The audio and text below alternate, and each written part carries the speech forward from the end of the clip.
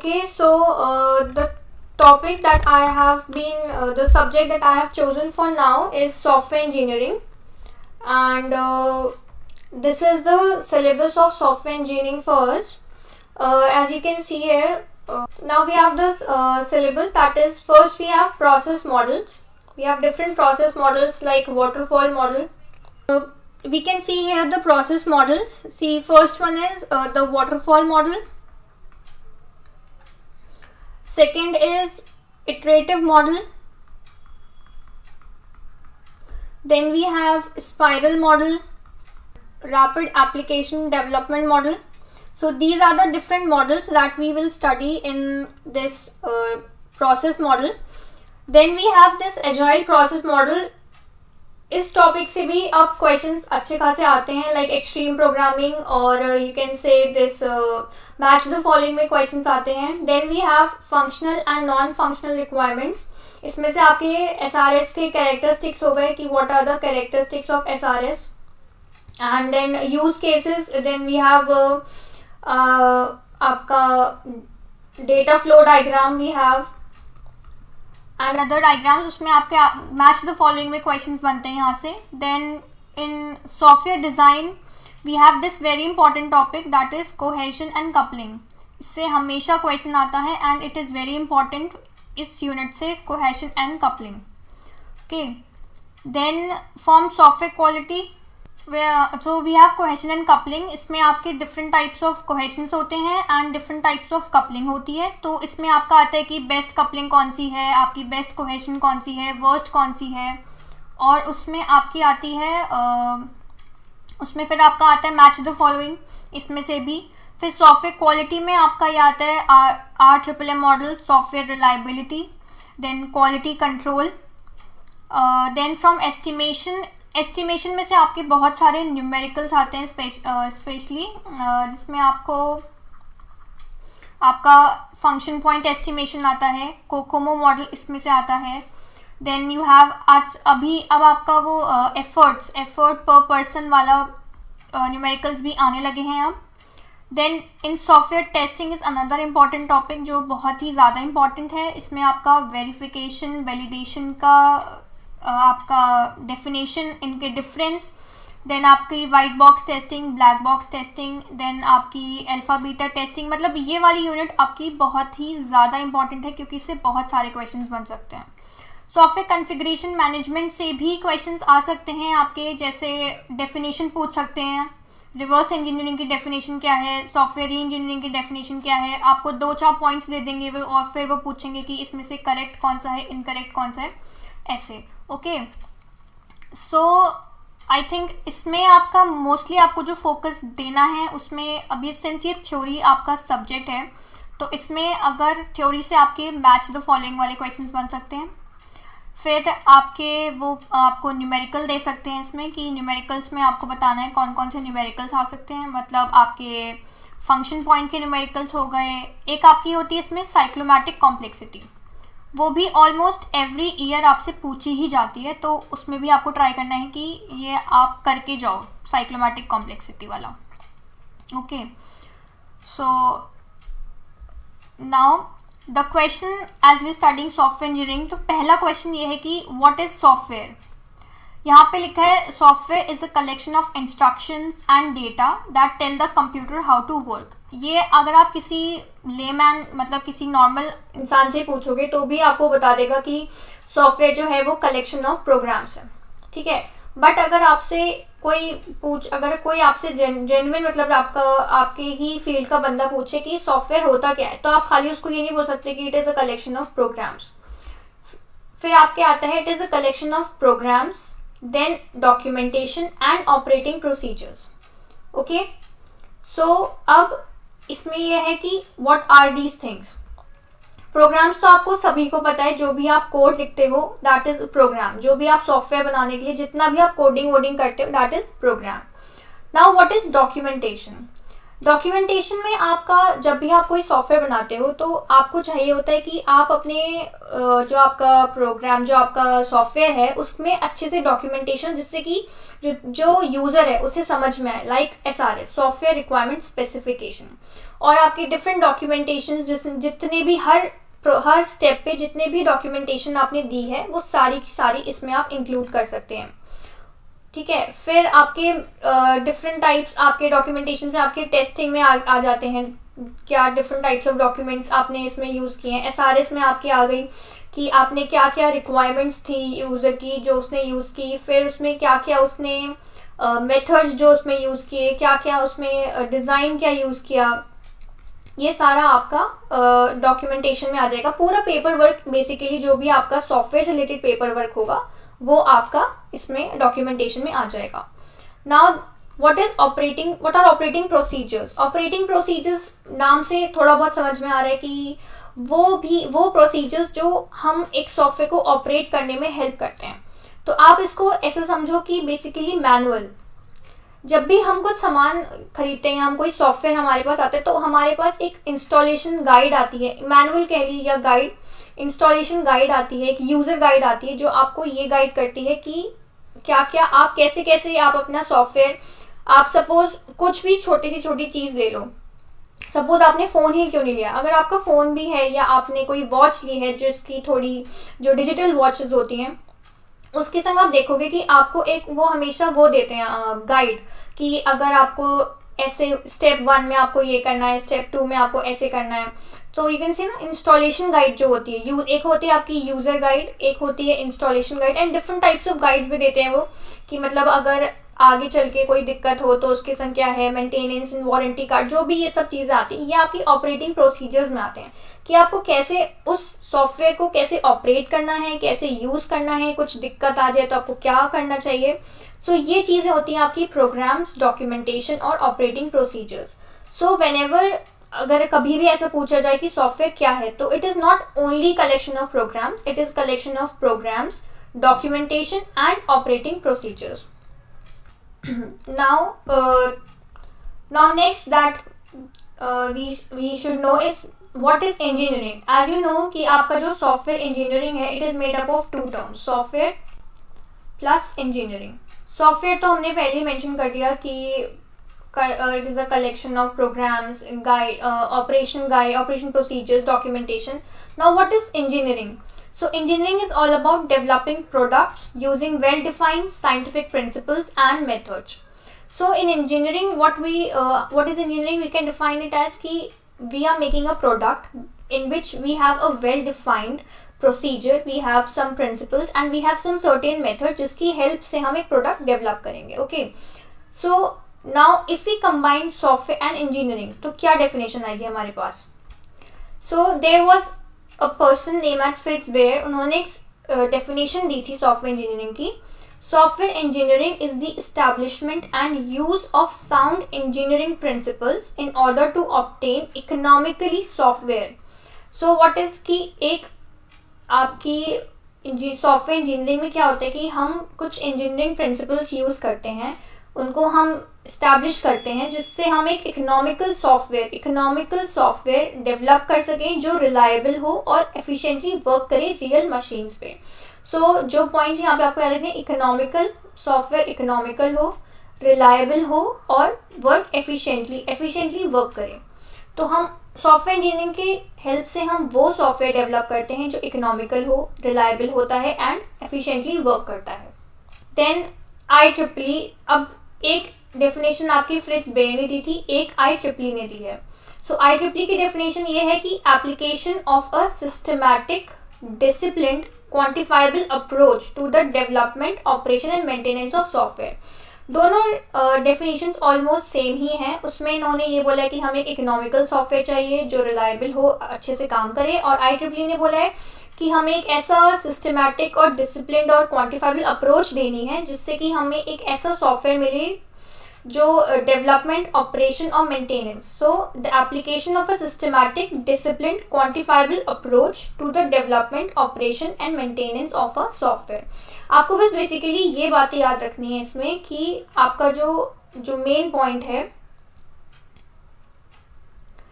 वो ये है कि आपका सॉफ्टवेयर एक तो इकोनॉमिकल हो, ठीक है, मतलब कॉस्ट एफिशिएंट हो आपका सॉफ्टवेयर, मतलब कि उसमें जो भी आपने टाइम मेंशन, जो भी आपकी कॉस्ट आपकी है वो उतने कॉस्ट में हो जाए।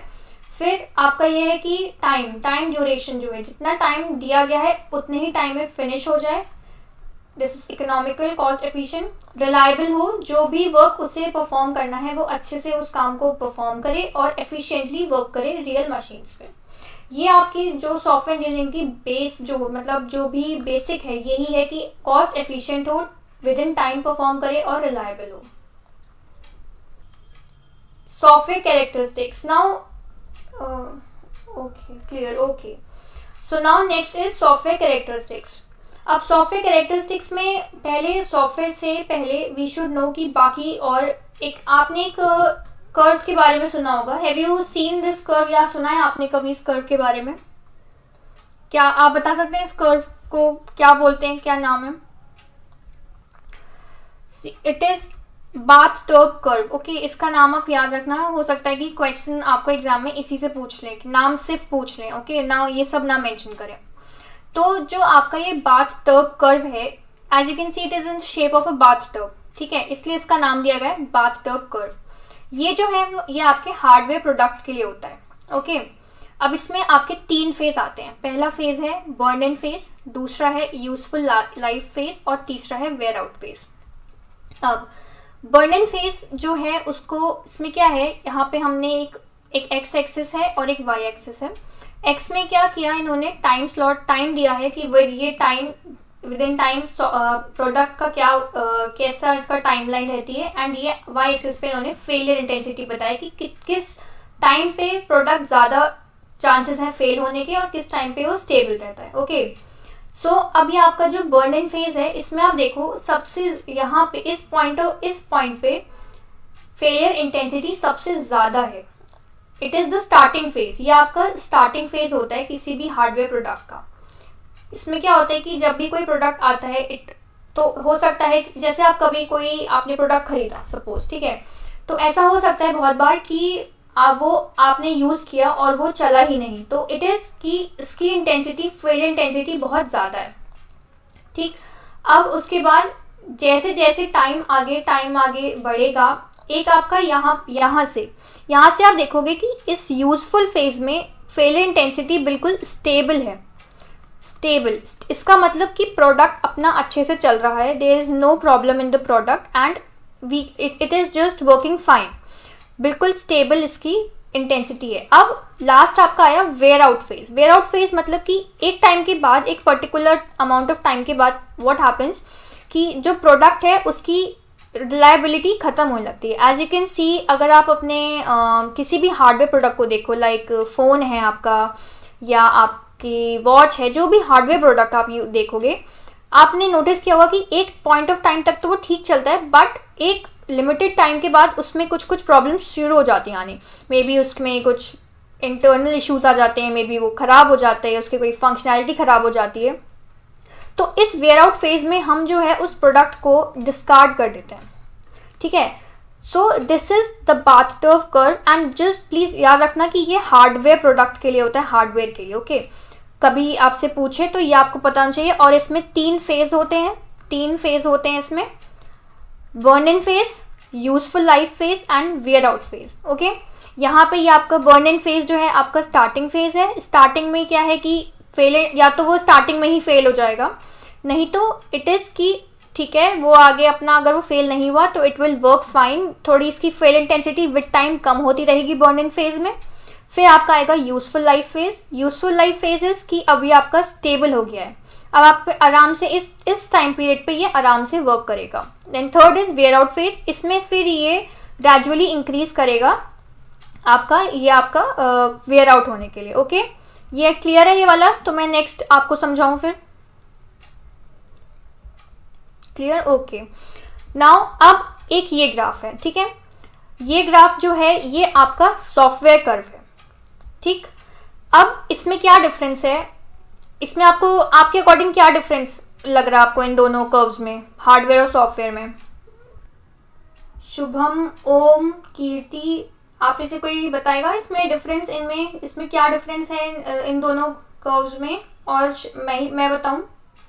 No problem in future senorita. Okay, इसमें सेन्योरिटा आप जो पॉइंट है वो थोड़ा बहुत ठीक है, बट इसमें क्या होता है कि आपका यहाँ से स्टार्ट हुआ, ठीक है, यहाँ से जब आपका सॉफ्टवेयर आपने स्टार्ट किया यहाँ पे, ठीक है, इट विल वर्क फाइन, और यहाँ पे आके वो स्टेबली वर्क करता रहेगा। ये कभी भी वेयर आउट नहीं होता, कभी भी वेयर आउट नहीं होगा आपका सॉफ्टवेयर। आपका सॉफ्टवेयर यूज में कब खत्म होगा आना? I am studying this subject first time. Okay, no problem home, I try कि आपके सारे प्रॉब्लम्स दूर हो जाएं। इसमें आपका ये सॉफ्टवेयर कभी वेयर आउट नहीं होता। हम सॉफ्टवेयर, अच्छा आप मुझे बताएं, अभी हमारे पास एक फ़ोन है, ठीक है, हम उस फ़ोन को कब रिजेक्ट करते हैं? या तो हम उस फ़ोन को हार्डवेयर पर्पज से रिजेक्ट करते हैं कि उसकी बॉडी जो है, उसका हार्डवेयर जो है वो ख़राब हो गया है, या फिर कोई नई टेक्नोलॉजी आ गई मार्केट में, नई टेक्नोलॉजी आ गई, नया कुछ फीचर आ गया जो हमारे फ़ोन में नहीं है। जब या तो कोई नया फीचर आ गया या कोई नई टेक्नोलॉजी आ गई जो हमारे फ़ोन में नहीं है, तब हम उसे डिस्कार्ड करते हैं, तब हम नए फ़ोन की तरफ आगे बढ़ते हैं। ओके, सो सेम सॉफ्टवेयर के केस में यही होता है। सॉफ्टवेयर के केस में ये होता है, या तो आपकी टेक्नोलॉजी पुरानी हो जाती है, या फिर आपके जो फीचर्स हैं वो पुराने हो जाते हैं, मार्केट में नए नए फीचर्स आ जाते हैं, इस वजह से हम सॉफ्टवेयर को डिस्कार्ड कर देते हैं। हम सॉफ्टवेयर कभी भी खराब नहीं होता है हमारा कि इट इज़ की मतलब एक टाइम के बाद वो वेयर आउट हो गया, नो, वो तभी हम छोड़ते हैं जब हमें कुछ नया फीचर मिल जाता है मार्केट से। Is it okay? मतलब समझ में आया आप लोगों को दोनों हार्डवेयर और सॉफ्टवेयर कर्व में डिफरेंस? ये वाले टर्म हमेशा याद रखिएगा, बाथ कर्व, क्योंकि इससे क्वेश्चन हो सकता है, इसी नाम से आ जाए खाली, तो आपको पता होना चाहिए कि इसमें 3 फेस हैं, सॉफ्टवेयर कभी वेयर आउट नहीं होगा। Okay, now the characteristics that I was talking about, 4 characteristics हैं आपके सॉफ्टवेयर के। पहला, software does not wear out, ठीक है, ये तो क्लियर हो गया कि सॉफ्टवेयर वेयर आउट कभी भी नहीं होगा, इट इज जस्ट मॉडिफाई, हो सकता है नया सॉफ्टवेयर आ जाए, नया फीचर आ जाए। सॉफ्टवेयर इज नॉट मैन्युफैक्चर्ड, आप सॉफ्टवेयर भी कभी मैन्युफैक्चर नहीं करते। कैसे? अगर मुझे सपोज एक ही मेरा सॉफ्टवेयर 1, ये कोई पुराना सॉफ्टवेयर है, ठीक है, इसमें कुछ कंपोनेंट्स हैं जो मैं यूज कर रही हूँ, अब मैंने एक नया सॉफ्टवेयर बनाया और मुझे लग रहा है कि मैं इस सॉफ्टवेयर का ये कंपोनेंट जो है अपने नए वाले सॉफ्टवेयर में यूज कर सकती हूँ। So what I do is कि मैं इस वाले कंपोनेंट को सीधा रीयूज कर लूंगी, यहाँ पे अपने नए सॉफ्टवेयर के लिए मैं इस कंपोनेंट को रीयूज कर लूंगी। तो सॉफ्टवेयर में एक ऑप्शन आता है रीयूजेबिलिटी का, इसमें आप अपने जो नया सॉफ्टवेयर है उसमें आप पुराने सॉफ्टवेयर के कुछ कंपोनेंट्स को रीयूज कर सकते हैं। Okay, so reusability of components यहाँ आ गई। फिर software is flexible, flexible in sense कि आप कभी भी आप अपने अकॉर्डिंग सॉफ्टवेयर को कुछ भी मैन्युफैक्चर कर सकते हो। सपोज कोई यूजर 1 आया, उसने बोला कि मुझे एक सॉफ्टवेयर चाहिए जो मुझे टाइम बताए, ठीक है, आपने वो सॉफ्टवेयर बना के दे दिया। फिर एक यूजर 2 आया, उसने बोला कि मुझे टाइम के साथ साथ डेट भी चाहिए, तो ठीक है, आपने एक सॉफ्टवेयर बनाया जो टाइम एंड डेट दोनों बताएगा। सो इट इज फ्लेक्सिबल कि आप यूजर के प्रेफरेंस के अकॉर्डिंग टाइम और डेट ऐड कर सकते हैं, मतलब सॉफ्टवेयर बना सकते हैं। Okay, now before proceeding further, process model जो आपका एक इम्पॉर्टेंट टॉपिक है, इससे पहले वाला आपको सब क्लियर हो गया है या डू यू वांट कि मैं कुछ रिपीट करूं? बाकी सब कुछ क्लियर हो गया आप सबको? ओम को तो सब क्लियर हो गया। Okay, repeat first point, software does not wear out. Okay, see एक मिनट, what happens is कि I'll tell you again. See, आपके पास आपका मोबाइल है, ठीक है, अब मोबाइल में कुछ टेक्नोलॉजी है जो आपने यूज़ कर रहे हो, आप टेक्नोलॉजी अपनी, ठीक है, आपके जो भी सपोज एंड्रॉयड का आपने कोई भी आप एंड्रॉयड का वो यूज़ कर रहे हो। अब उसमें क्या हुआ कि आप अपना मोबाइल आप चला रहे हो, यूज़ कर रहे हो, नो प्रॉब्लम, वो चलता रहेगा, वो कभी भी खराब नहीं होगा। आप जब तक उसे यूज़ करना चाहोगे आप तब तक अपना मोबाइल यूज़ कर सकते हो। आप अपना मोबाइल डिस्कार्ड कब करते हो? आप अपना मोबाइल तब डिस्कार्ड करते हो जब मार्केट में आपको लगता है कि कोई नई टेक्नोलॉजी आ गई है, न्यू टेक्नोलॉजी, ठीक है, या फिर आपको नया कोई फीचर आ गया है, न्यू फीचर जो आपके फ़ोन में नहीं है। अगर अगर आपको नहीं चाहिए वो नई टेक्नोलॉजी या नया फीचर तो इट्स ओके फॉर यू, आप अपना मोबाइल कंटिन्यू करते रहो यूज़ करने के आगे तक, कोई इशू नहीं होगा। बट अगर आपका मन है कि मैं नई टेक्नोलॉजी वाला फ़ोन लूँ या नया फीचर जो मेरे में ऐड हो, अगर उसके लिए आप तभी आप जाके अपना मोबाइल जो है डिस्कार्ड करते हो। So it means software does not wear out, कि सॉफ्टवेयर कभी भी ख़राब नहीं होता है। सॉफ्टवेयर हमेशा काम जो उसको जिस काम के लिए बनाया गया है, अगर वो प्रॉपरली मेंटेन हो रहा है तो it will work properly.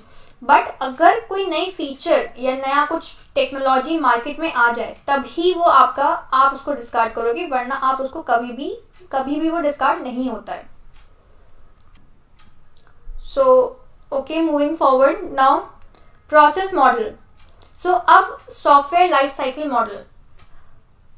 Okay, now software model जो है आपका सॉफ्टवेयर लाइफ साइकिल मॉडल, क्या आप मुझे बता सकते हैं कि सॉफ्टवेयर लाइफ साइकिल मॉडल से आपको क्या समझ में आ रहा है? कुछ भी जो आप मतलब आपको लगता हो कि जो भी समझ में आ रहा हो उससे software life cycle model. Software life cycle model में क्या होता है कि हम सॉफ्टवेयर बनाते हैं, ठीक है, उसकी कुछ स्टेप्स होते हैं सॉफ्टवेयर को बनाने के, ठीक है, जो हमें एक्टिविटीज़, जो हमें स्टेप्स को फॉलो करना पड़ता है किसी भी सॉफ्टवेयर को बनाने के लिए, ठीक है। सो जो लाइफ साइकिल मॉडल है वो एक डायग्रामेटिक रिप्रेजेंटेशन है उन सारी एक्टिविटीज़ का, overall structure of software. Yes, overall structure of software कि कैसे वो सॉफ्टवेयर हमने बनाया है, क्या क्या उसमें स्टेप्स लगे हैं और हमने क्या क्या एक्टिविटीज़ परफॉर्म की हैं, okay, through out the life of the software. मतलब स्टार्टिंग से लेके फ्रॉम स्क्रैच, स्क्रैच से जो सॉफ्टवेयर हमने बनाया है, फ्रॉम स्क्रैच जो सॉफ्टवेयर बन रहा है, यहाँ से पूरा वो उसका प्रोसीजर जब वो कंप्लीट हो गया है उसको हम बोलते हैं software life cycle model. Okay, so it captures the order. इसमें आपका होता है ऑर्डर की, देखिए हमारे पास डिफरेंट मॉडल्स हैं, मैंने आपको बताया था वाटरफॉल मॉडल है, स्पाइरल मॉडल है, प्रोटोटाइप मॉडल है, अलग अलग मॉडल्स हैं, ठीक है। इन सबका अपना एक ऑर्डर है आपके एक्टिविटीज़ को परफॉर्म करने का, ठीक है। एक्टिविटीज़ मोर और लेस सेम ही रहती हैं, जैसे कि रिक्वायरमेंट गैदरिंग, यूज़र से रिक्वायरमेंट गैदर करना, डिज़ाइन करना, आपका कोड डिज़ाइन, ठीक है, और आपकी कोडिंग हो गई, आपके सॉफ्टवेयर की कोडिंग हो गई, मेंटेनेंस हो गई, ये जितनी भी आपकी एक्टिविटीज़ हैं मोर और लेस ये सेम ही रहती हैं, इसमें कोई चेंज आता नहीं है। बट हाँ, ये हो सकता है कि हर मॉडल में इनका ऑर्डर अलग हो, okay. So let's start with the first model, waterfall model. Waterfall model को लीनियर मॉडल भी बोलते हैं। कभी कभी हो सकता है कि इस नाम से क्वेश्चन आ जाए कि लीनियर मॉडल कौन सा होता है, तो रिमेंबर कि वाटरफॉल मॉडल को हम लीनियर मॉडल बोलते हैं, ठीक है। अब ये सबसे इजीएस्ट मॉडल है वाटरफॉल मॉडल। ये इजीएस्ट मॉडल है बट ये ज्यादा यूज होता नहीं है। I'll tell you why after explaining all the steps. I'll tell you कि यूज क्यों नहीं होता। Now this is the waterfall model, ठीक है। Now first step is feasibility study. feasibility study मतलब कि आपके पास कोई यूजर आया, ठीक है, उसने बोला कि दिस इज माई प्रॉब्लम, उसने आपको एक प्रॉब्लम बताई अपनी कि this is my problem and I want कि आप इसके लिए एक सॉफ्टवेयर बनाओ, ठीक है। अब इस प्रॉब्लम के लिए आपको इस प्रॉब्लम को स्टडी करना पड़ेगा। सॉफ्टवेयर तो आप तभी बना पाओगे जब आपको प्रॉब्लम सही से समझ में आएगी कि यूजर जो है वो चाह क्या रहा है। सपोज यूजर ने बोला कि उसकी प्रॉब्लम है आप कैलकुलेटर बनाओ, सपोज, ठीक है। अब कैलकुलेटर बनाने के लिए सबसे पहले आपको ये स्टडी करना पड़ेगा कि कैलकुलेटर में होता क्या क्या है, कैलकुलेटर बनता कैसे है, कैलकुलेटर में एडिशन परफॉर्म होता है, सब्ट्रैक्शन परफॉर्म होता है, डिवीजन, जितनी भी चीज़ें कैलकुलेटर में होती हैं वो सब आपको स्टडी करना पड़ेगा, ओके। सो ये हो गया फिजिबिलिटी स्टडी। फिर फिजिबिलिटी स्टडी में ये पॉइंट आता है कि जो यूज़र ने हमें बोला है बनाने के लिए वो पॉसिबल भी है या नहीं, कि वो पॉसिबल है बनाना नहीं, या फिर उसमें जो कॉस्ट है, जितनी कॉस्ट वो हमें दे रहा है उतनी कॉस्ट में हम बना पाएंगे या नहीं, टाइम जो वो हमें दे रहा है उतने टाइम में हम बना पाएंगे या नहीं, ओके। ये सब चीज़ें आपकी आती हैं फिजिबिलिटी स्टडी में।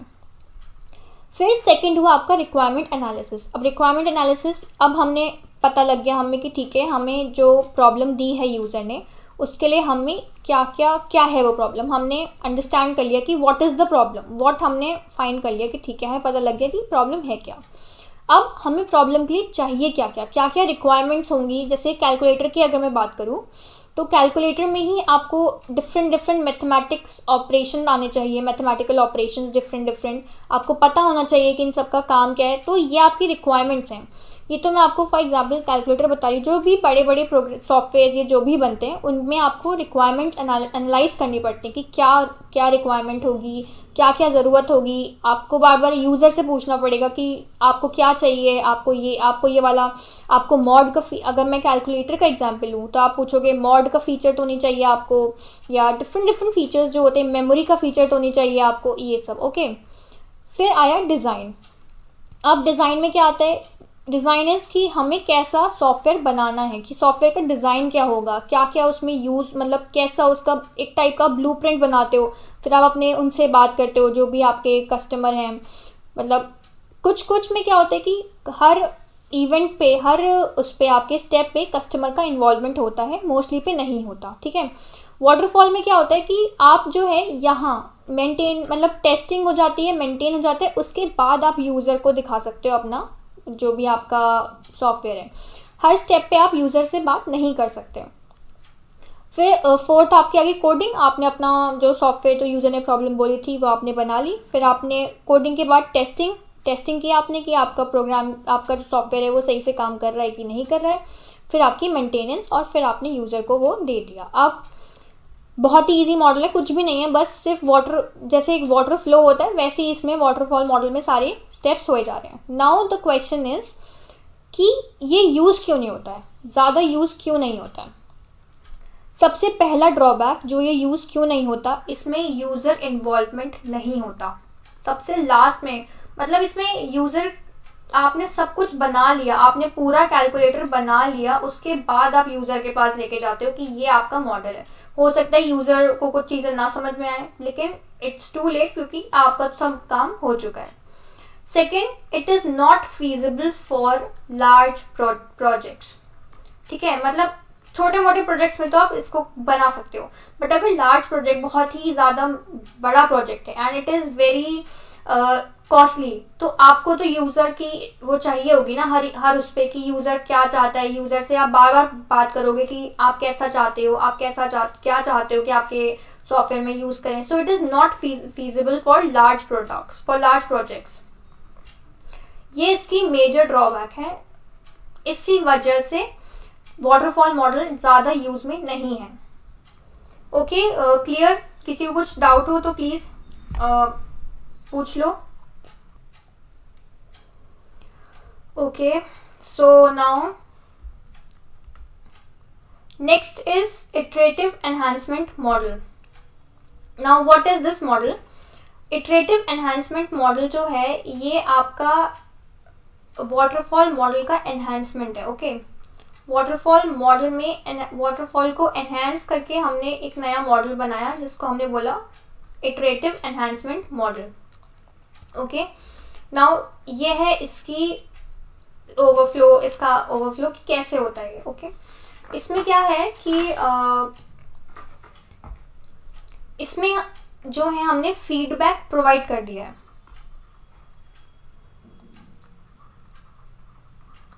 इसमें हमने हर स्टेप पे एक फीडबैक प्रोवाइड कर दिया कि आपने यहाँ पे रिक्वायरमेंट गैदर करी, फिर आपने एक फीडबैक प्रोवाइड कर दिया कि ओके ये सही है या नहीं। इसमें आपने हर में एक फीडबैक आप प्रोवाइड कर देते हो जिससे कि इजीली काम हो जाए और ढंग से जैसा यूजर चाहता है वैसा काम होता रहे।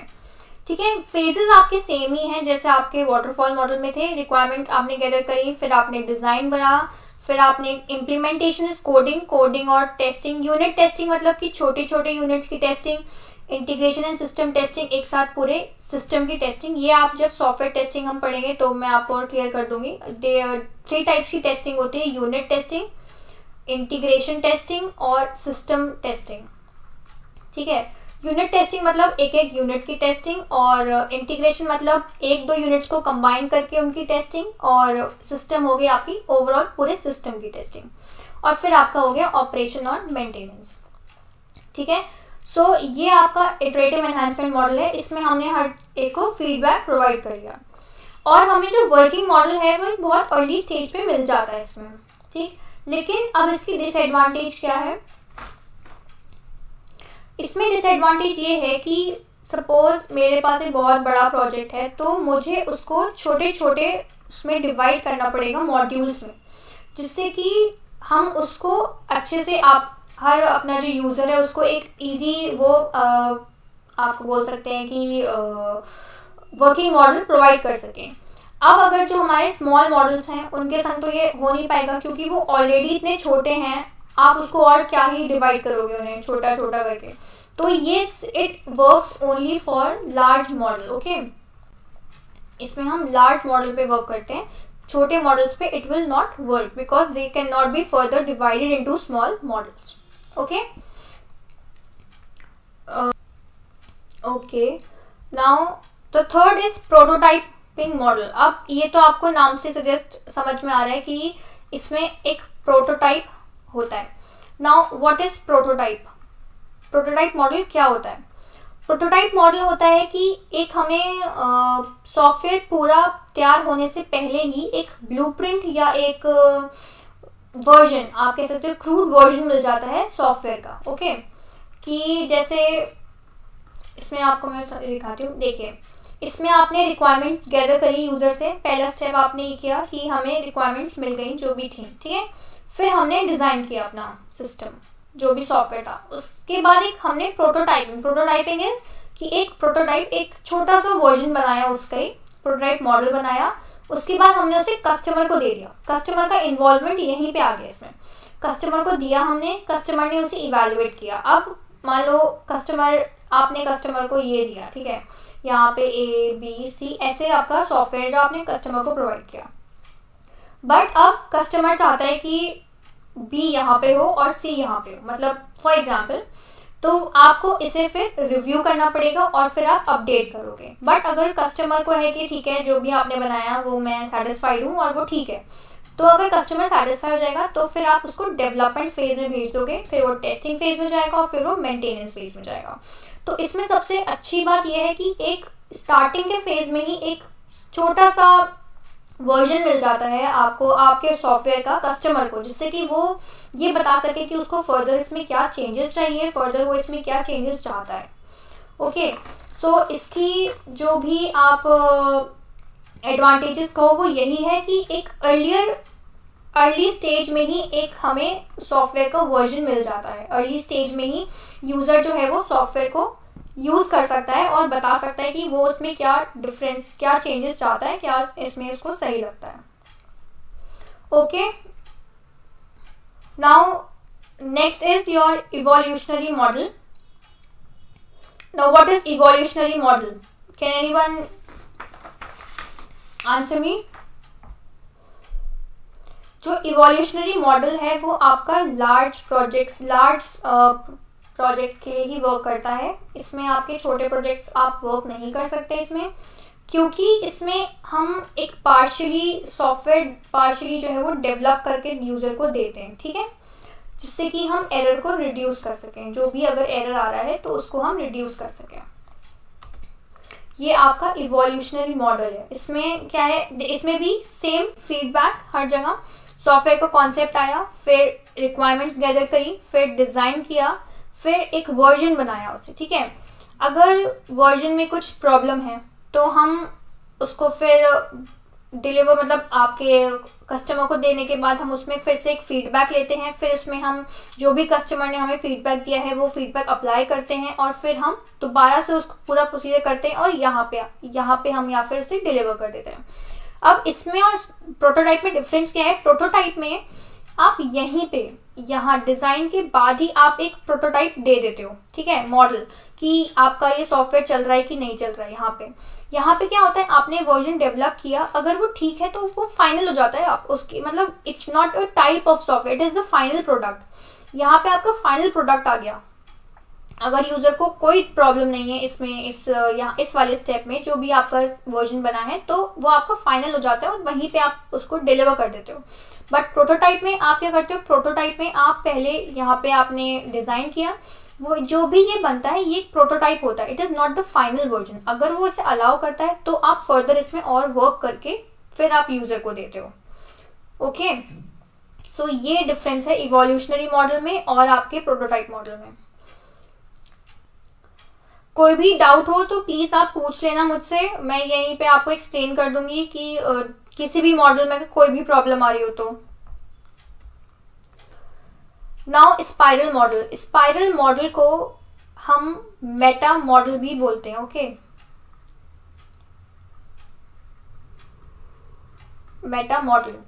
Now what is Meta model? Meta model means कि जितने भी मॉडल्स हमने अभी तक पढ़े हैं इन सब मॉडल को ये अपने में एनकम्पास कर लेता है। कैसे? I will tell you now. See, ये इसका आपका ये स्पाइरल मॉडल का स्ट्रक्चर है। इसमें आप देख सकते हो कि कुछ स्पाइरल्स हैं, ठीक है। जो स्पाइरल्स हैं ये आपके हर फेस को रिप्रेजेंट करते हैं, ठीक। फिर आपके क्वाड्रेंट्स हैं, क्वाड्रेंट 1, क्वाड्रेंट 2, क्वाड्रेंट 3, क्वाड्रेंट 4। ये क्वाड्रेंट्स जो हैं आपकी एक्टिविटीज को रिप्रेजेंट करते हैं कि क्या क्या एक्टिविटीज हैं इसमें, ठीक है। एंड स्पाइरल मॉडल एक ऐसा मॉडल है जिसमें रिस्क फैक्टर को इंक्लूड किया गया है। Just remember this word, risk. Spiral model ही एक ऐसा फैक्टर है जिसमें रिस्क फैक्टर को इंक्लूड किया गया है, और किसी भी मॉडल में आपने देखा होगा अभी तक रिस्क कभी यूज ही नहीं हुआ है। सो अगर एग्जाम में वो आपसे पूछ सकते हैं कि which of the following is the model that include risk, तो it is always spiral model. कभी मैच द फॉलोइंग में भी आए और आपको दिखे कि यहाँ पे कहीं भी रिस्क लिखा हुआ है, सो उसको बस स्पाइरल मॉडल से कनेक्ट करते हैं, क्योंकि और कोई मॉडल है नहीं जिसमें रिस्क का यूज हुआ, ठीक है। नाउ अब इसमें क्वाड्रेंट वाइज चलते हैं। इसमें क्या होता है, क्वाड्रेंट 1 में आपका ऑब्जेक्ट आइडेंटिफाई हुआ, फिर उसमें उसने देखा कि इसमें जो भी आपका ऑब्जेक्ट है उसमें कोई प्रॉब्लम तो नहीं है, उसमें आपने जो भी आपके सॉफ्टवेयर, जो भी यूजर से पूछ के जो भी सॉफ्टवेयर के ऑब्जेक्टिव्स थे कि उसे क्या पर्पस है उसका, वो आपने आइडेंटिफाई कर लिया। सेकेंड में आपने देखा कि रिस्क असेसमेंट किया आपने। अगर आपने एक मॉडल तैयार किया और उसमें फिर आपने देखा कि इसमें रिस्क क्या है, तो उसमें आप रिस्क मैनेजमेंट का, रिस्क असेसमेंट का व्यू करते हो कि कोई दिक्कत तो नहीं आने वाली है या कुछ प्रॉब्लम तो नहीं आने वाली, ठीक है। फिर थर्ड में आया प्रोडक्ट डेवलपमेंट। अब थर्ड में आपका डिजाइन होगा प्रोडक्ट, उसमें कोड लगेगा, उसमें टेस्टिंग होगी और फिर उसका इम्प्लीमेंटेशन होगी। तो ये आपका प्रोडक्ट बेसिकली जो आपका ये क्वाड्रेंट 2 है, ये आपका हुआ क्वाड्रेंट 1। क्वाड्रेंट 1 में आपका ऑब्जेक्ट को हमने आइडेंटिफाई किया ओनली। फिर आपका आया quadrant 2। Quadrant 2 is basically for your risk assessment, कि क्वाड्रेंट 2 में जितने भी पॉसिबल रिस्क हैं आपके इस सॉफ्टवेयर को लेकर, आप वो सब देखते हो। फिर आपका आया क्वाड्रेंट 3। क्वाड्रेंट 3 में आपका प्रोडक्ट पूरा डेवलप होता है with design, code, in testing and implementation. फिर आपका आया क्वाड्रेंट 4। क्वाड्रेंट 4 में आपका क्या आता है, आपने प्लानिंग करनी होती है नेक्स्ट फेज की, कि अब ये जो हमने प्रोडक्ट हमारा पूरा जो इम्प्लीमेंट हो गया है, इसको आपने रिलीज किया, यहाँ ये रिलीज हुआ, यहाँ पे फिर वो रिव्यू किया जाएगा इस क्वाड्रेंट में कि क्या वो सही बना था प्रोडक्ट, क्या वो सही था, क्या उसमें कोई प्रॉब्लम थी। फिर फर्दर उसमें जो भी इश्यूज होते हैं उन्हें हम सही करते हैं, ठीक है। So this is the most important model, क्योंकि इसमें रिस्क है। और ये दिया किसने था, Barry Boehm was the person who invented this spiral model. Okay? वैसे तो ये पूछते नहीं है बट फिर भी पता होना चाहिए, ठीक है। तो स्पाइरल मॉडल में क्वाड्रेंट 1 में आपको ऑब्जेक्ट आपका होता है आइडेंटिफाई करना, और क्वाड्रेंट 2 में रिस्क असेसमेंट करना, क्वाड्रेंट 3 में प्रोडक्ट डेवलपमेंट, क्वाड्रेंट 4 में नेक्स्ट फेज की planning. Okay, clear. Now next is rapid application development model, that is red, ठीक है। ये मॉडल जो है IBM ने बनाया था, IBM ने डेवलप किया था ये मॉडल, एंड ये है इसका ओवरफ्लो, इसका डायग्राम। इसमें क्या है, requirements, planning, user description, construction and cut over.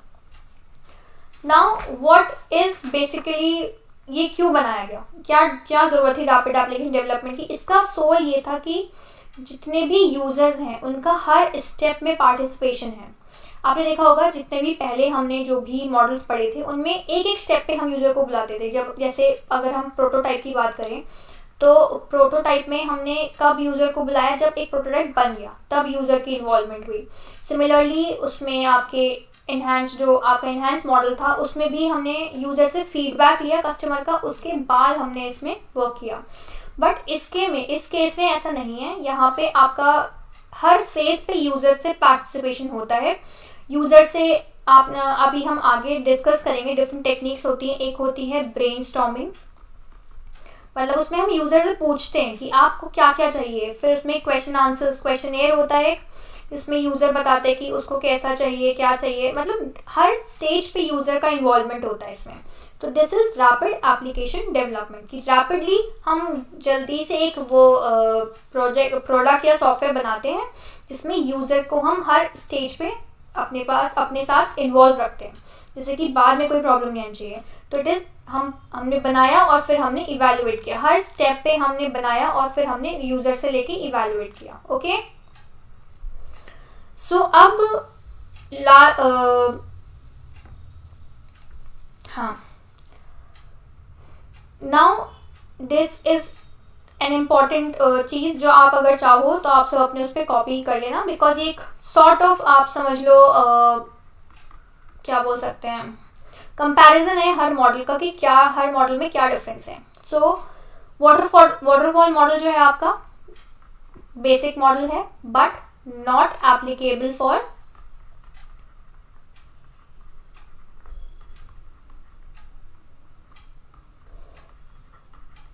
Large software. Notes में आपको इसके मैं सर को बोल दूंगी, मैं सर को दे दूंगी नोट्स, वो आपको दे देंगे, या फिर अगर मैं ही ग्रुप में ऐड होगी तो फिर मैं आपको नोट्स प्रोवाइड कर दूंगी इसके। बट ये वाली टेबल मैं चाहती हूँ कि आप लोग जो भी देख रहे हो प्लीज़ इसे बना लेना, बिकॉज इससे आपको बहुत ईजी हो जाएगा रिवाइज करना ये सारे मॉडल्स। सेकेंड आपका आइटरेटिव मॉडल है। Iterative model widely used, but इसकी क्या ड्रॉबैक है, इसमें जो प्रॉब्लम्स होनी चाहिए ना, जो भी प्रॉब्लम है वो बहुत वेल अंडरस्टूड होनी चाहिए। Problems should be well understood, क्योंकि इसमें बनता तो लास्ट में ही है। जो भी आपको यूज़र को आप जो भी आप देते हो कस्टमर को, वो तो देते लास्ट में। तो वेल अंडरस्टूड प्रॉब्लम्स होनी चाहिए, क्योंकि एक तो बड़ी प्रॉब्लम्स है, बड़ी प्रॉब्लम्स के लिए बनता है ये, तो वेल अंडरस्टूड प्रॉब्लम्स होनी चाहिए। Then next is prototype. Prototype model का क्या है, प्रोटोटाइप मॉडल में क्या है कि इसमें used when user requirements are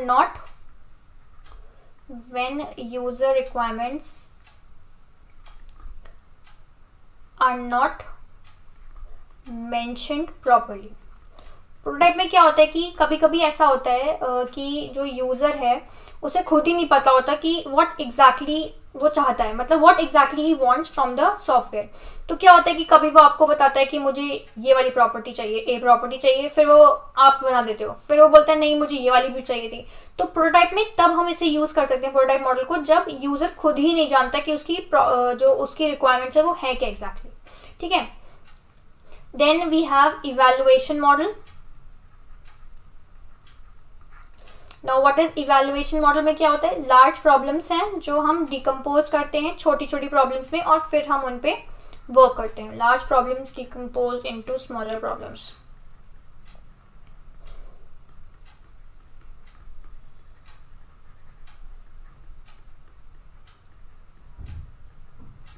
okay, फिर आपका आया स्पाइरल। स्पाइरल में तो बस एक ही चीज याद रखनी है, रिस्क फैक्टर इज इंक्लूडेड।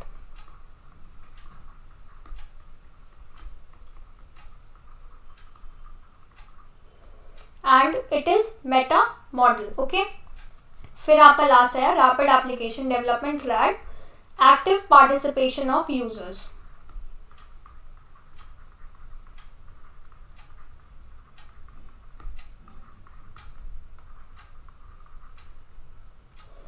ठीक है, इन मॉडल्स में कोई भी इशू हो, कोई भी प्रॉब्लम हो तो प्लीज आप मुझसे पूछ लो, I will explain again.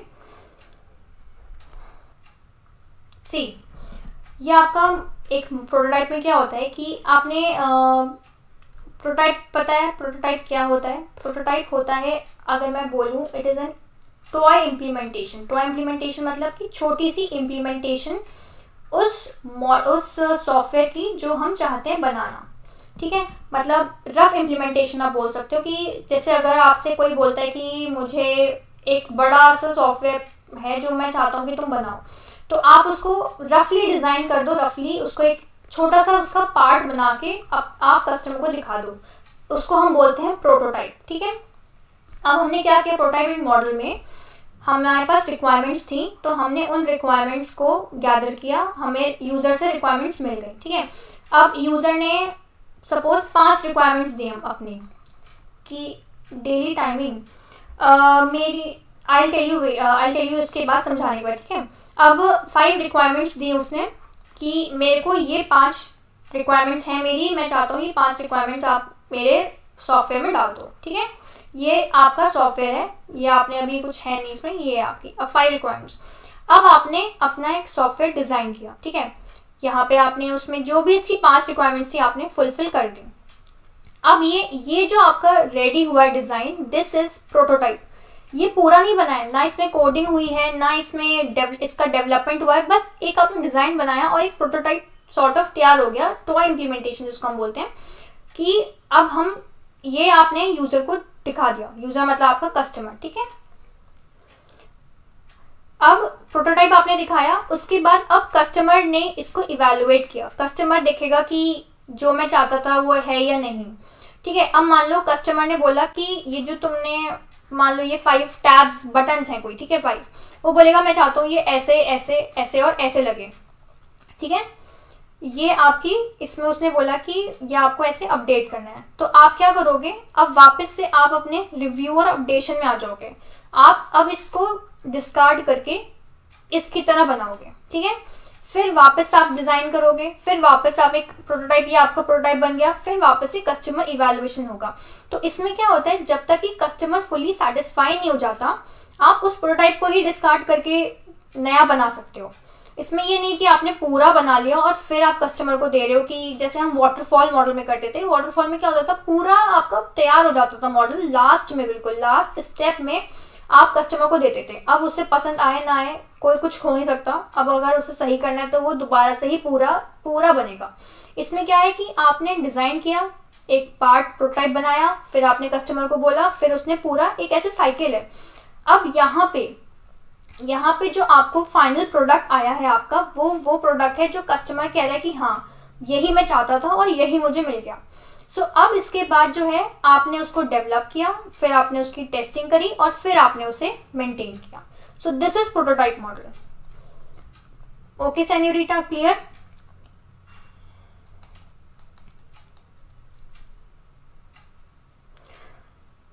Vikrant, मेरी डेली क्लास जो है वो 6 o'clock होती है। आज किसी वजह से लेट हो गई थी, बट वैसे 6 to 7:30 रहती है मेरी क्लास। एंड अभी आज ये फर्स्ट क्लास ही है एसई की, तो आपका कुछ ज़्यादा मिस हुआ नहीं है। बस ये मॉडल्स ही हैं जो ज़्यादा इम्पॉर्टेंट हैं। बस ये आप इसमें से भी क्वेश्चंस बहुत बेसिक क्वेश्चंस आते हैं, तो आपको ऐसी कोई दिक्कत होगी नहीं। एनीबॉडी, कोई और किसी को प्रॉब्लम, जिसको कुछ पूछना हो? और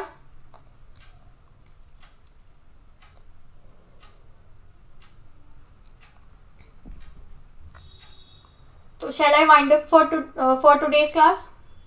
बाकी फिर जो भी आगे आप मुझे अपने, जो भी आपको लगे कि क्लास में जो भी ऐड कर सकते हो, आपकी वैल्यूएबल जो भी आपको लगता है कि मैम आप ये भी ऐड कर सकते हो क्लास में, प्लीज़ अपने फीडबैक दे देना या अभी बता दो, तो आई ट्राई कि नेक्स्ट क्लास से मैं उस चीज़ पे ध्यान रखूँ।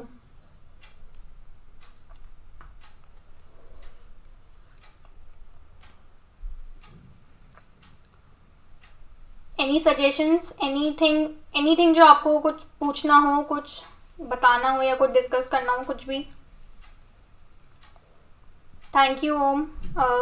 क्वेश्चंस हैं मेरे पास, अगर आप लोग आंसर करोगे तो फिर मैं आपको क्वेश्चंस का दिखा सकती हूँ कि कैसे क्वेश्चंस पूछे जाते हैं। बट आई वांट कि आप सब पार्टिसिपेट करो क्वेश्चंस में, क्योंकि इसी टॉपिक से क्वेश्चंस लिए मैंने। सो तो करोगे आप लोग आंसर, तो मैं आपको दिखाऊंगी सारे क्वेश्चंस, जितने भी प्रीवियस ईयर क्वेश्चंस जो भी आए हैं अब तक इन टॉपिक से, मॉडल्स के टॉपिक से।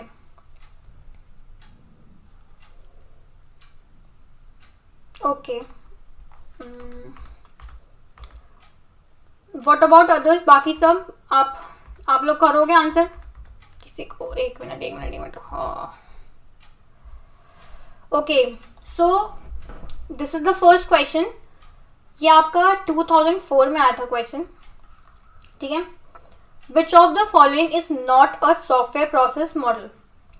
Linear sequential model, prototype model, spiral model, COCOMO model.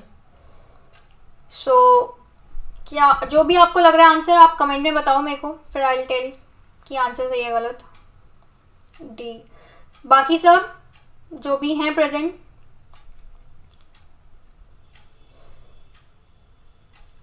So the correct answer is D, linear sequential model आपका होता है आपका वाटरफॉल मॉडल। ओके, तो ध्यान रखना, इसीलिए मैंने आपको बताया था कि लीनियर मॉडल ही बोलते हैं इसे।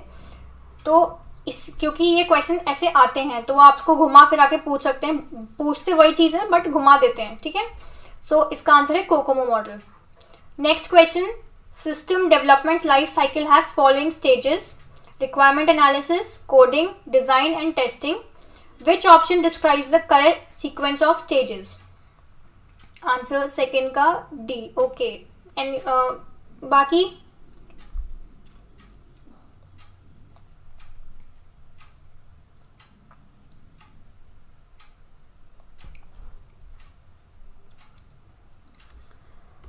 D. Okay, let's see. Okay, तो कीर्ति एंड सेन्योरिटा, आप मुझे बताओ कि करेक्ट सीक्वेंस क्या होगा अगर होगा तो।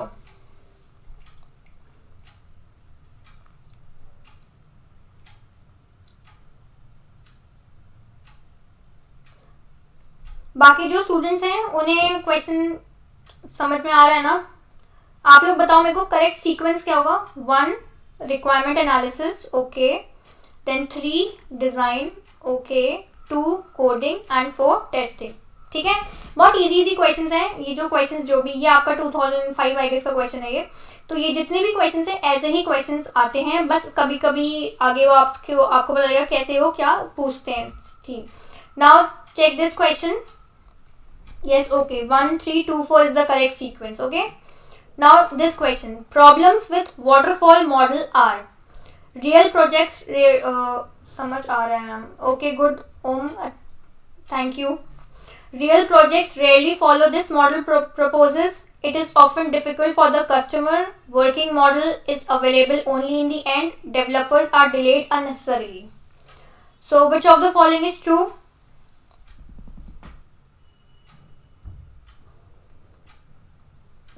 B. Senorita is saying B. 2 and 3. It is often difficult.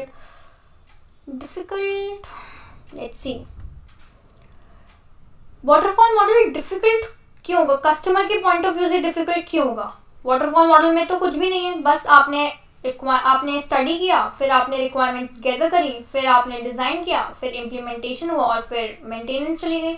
तो ये डिफिकल्ट क्यों हुआ? Okay, now real projects really follow this model proposes.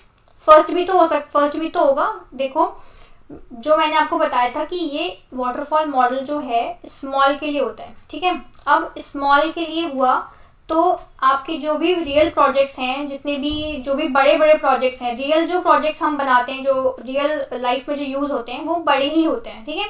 तो वो आपके इस मॉडल पे यूज नहीं हो सकता। ओके, फिर it is often difficult for customer, then working model is available only in the end, ठीक है, ये तो थर्ड में भी है। Developers are delayed unnecessarily. अब इसमें जो भी मॉडल आया वो लास्ट में आया है ना, तो बीच में तो कुछ कहीं मॉडल मिला ही नहीं। तो डेवलपर्स के लिए डेवलपर्स तो यहाँ पे आएंगे ना जब कोडिंग शुरू करेंगे वो अपनी, तो वो तब तक क्या करें? कुछ भी नहीं, तब तक तो दे आर जस्ट आइडल। तो फिर इसके लिए चारों ही पॉइंट्स होंगे, चारों ही हैं जो प्रॉब्लम्स अकर करती हैं। रियल प्रोजेक्ट जो हैं वो इस मॉडल को यूज नहीं कर सकते क्योंकि वो प्रोजेक्ट स्मॉल होते हैं। It is often difficult for the customer, क्योंकि कस्टमर की जो रिक्वायरमेंट्स हैं वो लास्ट में ही क्लियर हो पाती हैं। ठीक है, तो सेकेंड और थर्ड तो आपने बोला ही था, बट फर्स्ट और फोर्थ भी होगा. Developers are delayed unnecessarily and real projects really follow this model proposals. ठीक है, इसमें आप एलिमिनेशन का मेथड भी यूज कर सकते हो. जैसे आई टेल यू कैसे. आप क्या करो इसमें, जैसे आपने ये क्वेश्चन देखा, ठीक है, आपको पता है कि सेकेंड और थर्ड तो है ही है, ठीक है, या तो आप सेकेंड और थर्ड है, लेकिन आपको पता है कि जो वाटरफॉल मॉडल है वो हम स्मॉल के लिए यूज करते हैं, तो हम फर्स्ट को इग्नोर नहीं कर सकते क्योंकि इसमें रियल प्रोजेक्ट जो है वो रेयरली इस मॉडल को फॉलो करते हैं. ठीक है, तो आप इस पॉइंट को भी इग्नोर नहीं कर सकते. तो अब आपने देखा 1 भी है, 1 भी है, 1 भी, इसमें 1 नहीं है तो ठीक है, ये हम अभी के लिए कट कर देते हैं. और इसमें 2 और 3 नहीं है तो ये एलिमिनेट हो गया. अब या तो ये ऑप्शन होगा या ये ऑप्शन होगा, तो हम जाएंगे फोर्थ की तरफ. Developers are delayed unnecessarily. ये थोड़ा ट्रिकी सा पॉइंट है, बट अगर आप सोचो कि वाटरफॉल मॉडल में जो भी पहले आपने गैदर करा, फिर आपने उसको एनालाइज किया, फिर आपने उसको डिज़ाइन किया, फिर यहाँ पे आके आपने डेवलप किया या इम्प्लीमेंट किया, तो यहाँ पे जो डिले हुआ है वो कोई ज़रूरी नहीं था. अगर हम बाकी सारे मॉडल्स में देखें तो डिज़ाइन हुआ, फिर एक मॉडल बन गया, फिर दोबारा काम हुआ, और फिर यहाँ पे प्रोटोटाइप बना, और फिर हमने दोबारा उसको डिज़ाइन दे दिया. सो इसलिए यहाँ पे चारों ही ऑप्शन सही आएंगे. ओके, इस वाले का तो आंसर ही आ गया. चलो पहले यही वाला देख लो. Waterfall model for software development is top down approach, bottom up approach, sequential approach या कॉन्सिक्वेंशियल अप्रोच. सो इसके लिए तो अब ये तो मैं बता ही चुकी हूँ पहले कि आपने एक फीजिबिलिटी स्टडी, फिर रिक्वायरमेंट एनालिसिस, फिर डिज़ाइन, फिर इम्प्लीमेंटेशन और फिर मेंटेनेंस. ठीक है, तो ये एक सीक्वेंस में ही होगा. ये ऐसा तो है नहीं कि आप पहले मेंटेन कर लो फिर आप इम्प्लीमेंट करो या फिर आप पहले से बनाओ. Obviously it is a sequential approach, तो आंसर है सी. ओके, ये वाला क्वेश्चन है, a major defect in waterfall model in software development is. इसका क्या आंसर होगा? क्वेश्चन नंबर 3 का आंसर बताएं आप लोग. Major defect in waterfall model in software development is. Students, question number 3, major defect in waterfall model in software development is C. A trial version is available only at the end of the project. Okay. Baki anybody else? The documentation is difficult. No. Okay. So the correct answer is C. Good. तो इसमें जो trial version है वो आपको last में ही available होता है, and यही इसकी एक मेजर ड्रॉबैक भी है. ओके, ये तो ऐसे ही क्वेश्चंस आते हैं आपके प्रोसेस मॉडल से. लेट मी सी अदर कोई क्वेश्चन हो. इसमें देख लो आप ये वाला क्वेश्चन नंबर, चलो 4 ले लेते हैं इसको. Software does not wear out in traditional sense of the term, but software does tend to deteriorate as it evolves because software suffers from exposure to hostile environments. Defects are more likely to arise after software has been used often. Multiple change requests introduce or errors in component instructions. Software spare parts become harder to order. क्या answer होगा? जो भी हैं online वो बताएं.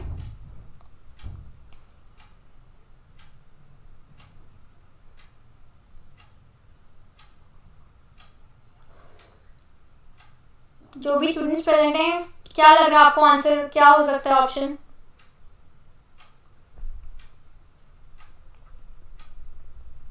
Question number 4 का क्या answer लग रहा है सबको?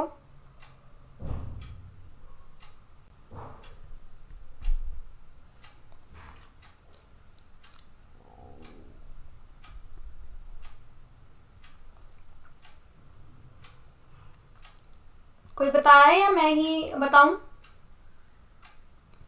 Ma'am not understanding. अच्छा, इसमें वो पूछ रहे हैं कि जो सॉफ्टवेयर है वो does not wear out in traditional sense of term. मतलब कि हमने ये कैरेक्टरिस्टिक पढ़ी थी कि सॉफ्टवेयर जो है वो वेयर आउट नहीं होता. ठीक है, लेकिन सॉफ्टवेयर जो है वो डेटोरिएट मतलब कि खराब एज इट इवॉल्व्स. क्यों? सॉफ्टवेयर को हम चेंज क्यों कर देते हैं? वेयर आउट तो वो नहीं होता, हमने पढ़ा है, बट हम उससे जैसे जैसे हमारी टेक्नोलॉजी इवॉल्व होती है हम सॉफ्टवेयर को छोड़ क्यों देते हैं, इसका वो आंसर आपसे पूछ रहे हैं. Software suffers from exposure to hostile environment. Defects are more likely to arise after software has been used often. Multiple change request introduce errors in component interactions. या software spare parts become harder to order. समझ में आया question senorita?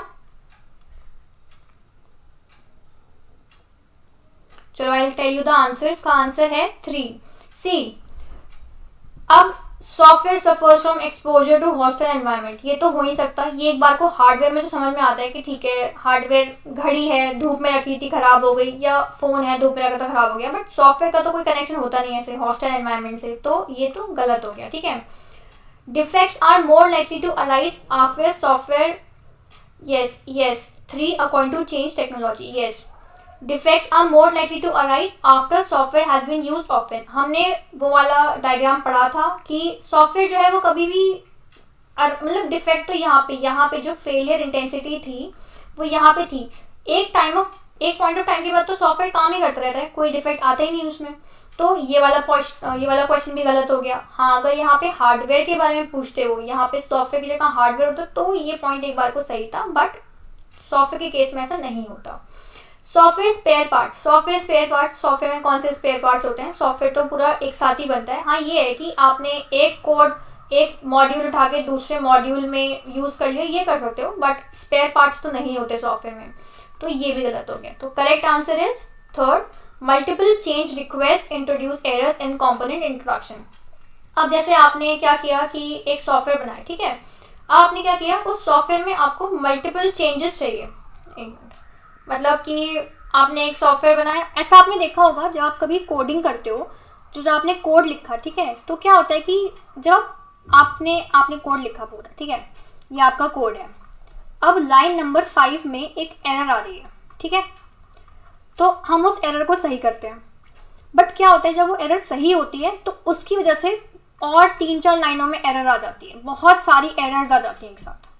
So this is what happens in software. Multiple change, अगर हम बहुत बार change request करते रहेंगे कि ये भी चेंज करना है, ये वाला भी चेंज करना है, ये भी चेंज करना है, नई टेक्नोलॉजी आ गई, नई टेक्नोलॉजी में चेंज करना है, जो भी अगर हम चेंज रिक्वेस्ट डालते रहेंगे तो उससे एरर आएगी ही हमारे सॉफ्टवेयर में.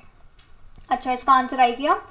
The prototype model of software development is, मैंने बताया था आपको कि जब भी यूज़र की रिक्वायरमेंट्स क्लियरली डिफाइन नहीं होती हैं, जब भी यूज़र अपनी क्लियरली डिफाइन नहीं कर पाता है रिक्वायरमेंट्स को, तो फिर वो प्रोटोटाइप मॉडल का ही यूज़ करता है. क्यों? क्योंकि हर बार एक प्रोटोटाइप उसे मिलता रहता है जिसमें वो अपनी एडिशंस बताता रहता है कि ये भी ऐड करना है, ये भी ऐड करना है, और फिर इवेलुएट होता है और फिर दोबारा से वो डिज़ाइन होके जाता है. तो अगर कस्टमर की रिक्वायरमेंट्स जो हैं वो क्लियरली मेंशन नहीं है तो हम प्रोटोटाइप मॉडल का यूज़ करते हैं. बाकी क्या ऑप्शंस थे? Reasonable approach when requirements are well defined. Well defined में तो हम इसको यूज़ करेंगे ही नहीं. वेल डिफाइंड होगा तो प्रोटोटाइप बनाने की जरूरत ही नहीं, डायरेक्ट आप पूरा मॉडल ही बना दो उसके लिए. Best approach to use for projects with large development teams. Large development teams की तो कहीं बात ही नहीं हुई किसी भी मॉडल में. डेवलपमेंट टीम्स को तो लेके कोई मैटर ही नहीं है, प्रॉब्लम ही नहीं है. Risky model that rarely produces a meaningful product. ऐसी भी कोई, ये तो लॉजिक भी नहीं आ रहा है कुछ. So the correct answer is when the customer can not define requirement clearly, तब हम प्रोटोटाइप मॉडल का यूज करते हैं. Okay, clear questions? तो आपके एग्जाम में ऐसे ही क्वेश्चंस आते हैं मॉडल से रिलेटेड. ज़्यादा कुछ बहुत टफ नहीं पूछते वो, बस आपको ये पता होना चाहिए कि किस मॉडल में क्या ड्रॉबैक है और किस मॉडल की क्या एडवांटेज है, उसी से आप सारा ये कर लोगे. Okay, clear? तो आज के लिए भी इतना ही. कोई डाउट हो, कोई एडवाइस हो, कुछ भी हो, प्लीज आप मुझे बता दो.